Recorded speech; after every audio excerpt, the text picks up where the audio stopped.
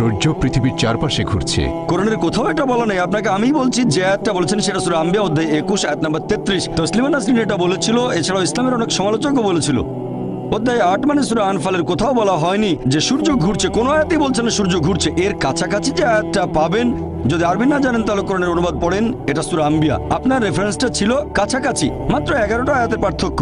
আপনার রেফারেন্সটা ছিল সঠিক, অধ্যায় নাম্বারটা সেটা 21, তবে আয়াতটা 22 নাম্বার ছিল না, সেটা ছিল 33। আপনার কাছে কোরআন আছে? না, অধ্যায় নম্বর 21 আয়াত 22, ঈশ্বর বিশ্ব জগৎকে নিয়ন্ত্রণ করেন। আচ্ছা, আরেকটা, ঈশ্বর মহাবিশ্বকে নিয়ন্ত্রণ করেন। এখন আমি আপনাকে বলি, বিজ্ঞান এখনো এতটা উন্নত হয়নি যে আল্লাহ সুবহানাহু ওয়া তাআলা সম্পর্কে কিছু জানাতে পারবে। একটা লেকচার দিয়েছিলাম, is the Quran God's word, সেখানে বৈজ্ঞানিকভাবে প্রমাণ করেছি যে আল্লাহ সুবহানাহু ওয়া তাআলা আছেন। ভলান্টিয়ারদের অনুরোধ করবো ওনাকে একটা ভিডিও ক্যাসেট দিতে।